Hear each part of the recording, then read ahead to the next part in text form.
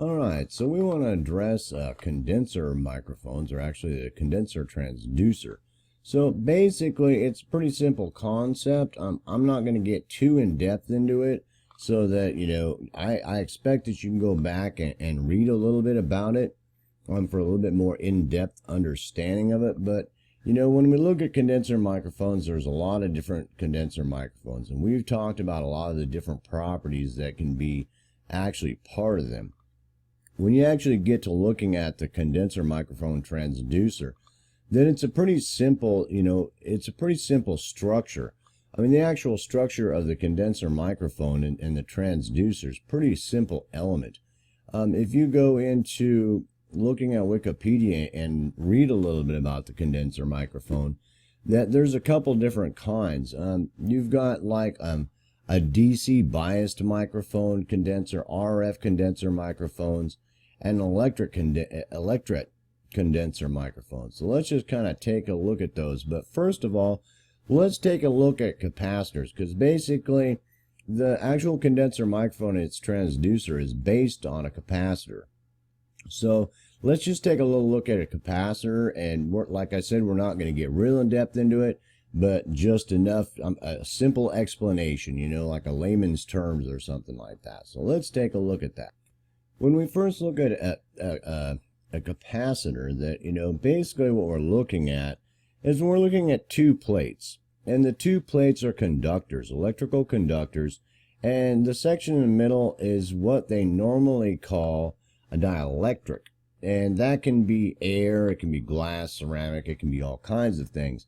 But the basic understanding of the concept is that they don't touch. There's no connection between either one of those electrical conductors. So what happens there? Well, basically what's going on there is that the actual capacitor can allow to pass AC current, but it will not allow DC current to pass.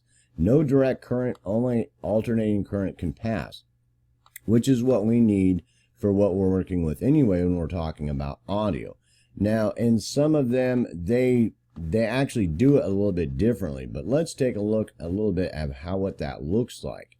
Basically, when we're looking at that, we're looking at two electrical conductors, and we've got nothing in the middle, air, or we've got some kind of dielectric, something that's non-conductive material. And what happens is as a voltage comes through this and current comes up to this, it starts to build up on one side, because actual alternating current can pass through this system, but no electrons can pass across. Just like having, if you look at like this analogy here with this water in this pipe with a rubber membrane, that none of the water can actually push across.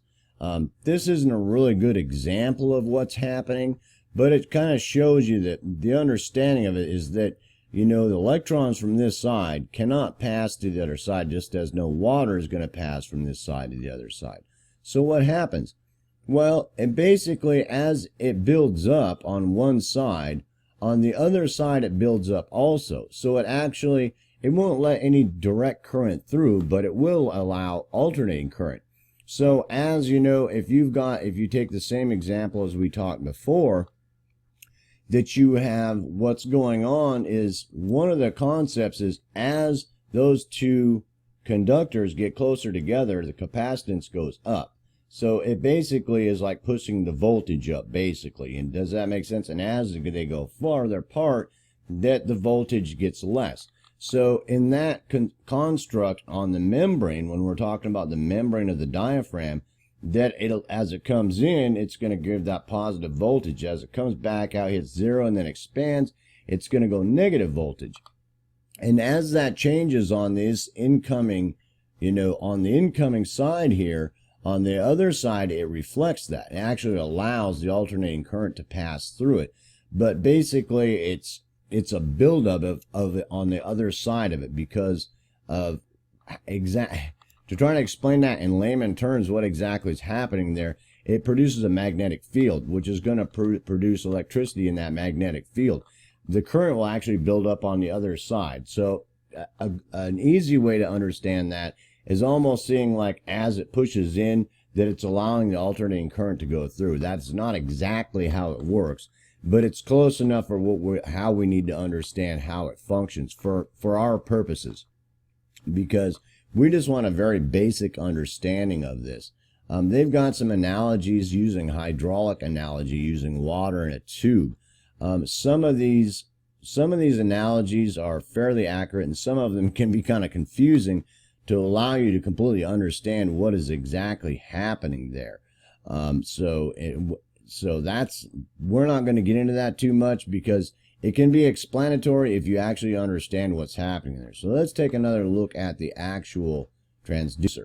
Here's a microphone here, and when we're talking about the diaphragm, so you get an understanding of that, because you think about a capacitor and two plates of metal on either side. One of the plates, the conductors on one side, would be a solid stationary piece of metal that has a ground on it. The other one doesn't, that has a connector to it, electrical connection to it.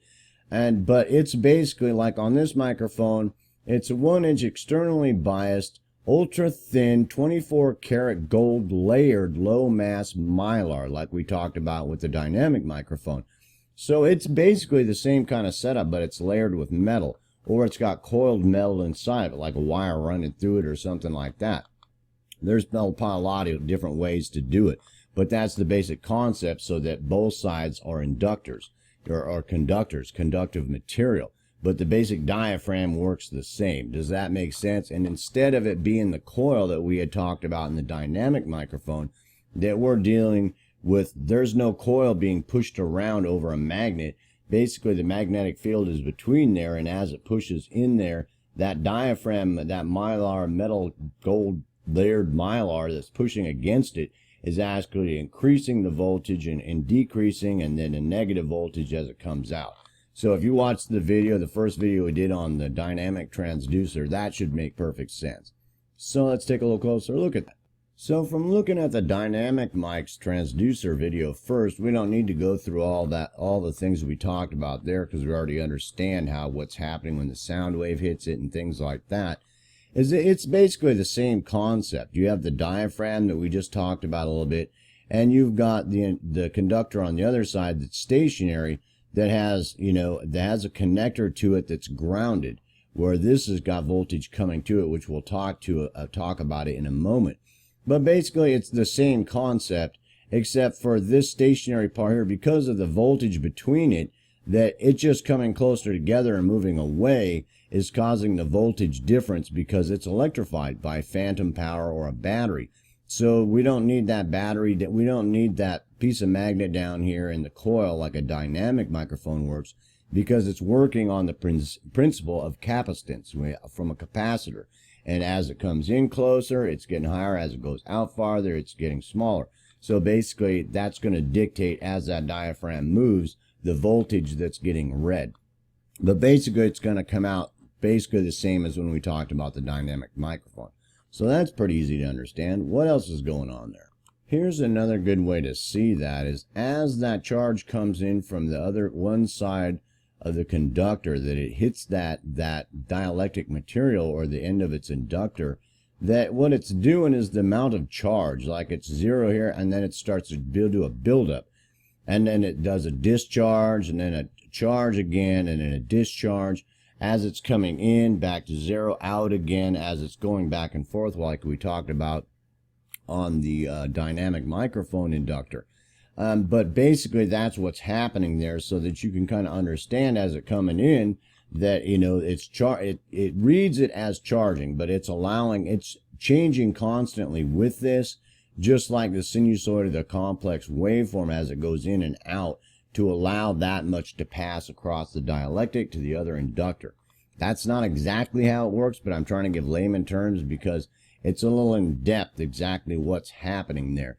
But the basic understanding of that as it goes in and out, that's allowing that electrical current, that AC current, to go across, and the exact voltages that it's reading from being pushed in and pushed out, and allowing that across the dielectric to the other conductor. Now, that's a pretty simple concept to understand. What about the electrical power? So one other thing we're talking about when we're using condenser microphones is that as they come in, they're going to use a battery or phantom power to power them because they need electrical power. So coming to the plate here, you're going to have either battery power or you're going to have where the phantom power is going to. And then it's going to act upon this diaphragm as it comes in and out. That's going to allow more or less voltage to come out through here and the audio signal out. So that's a very basic and simple understanding.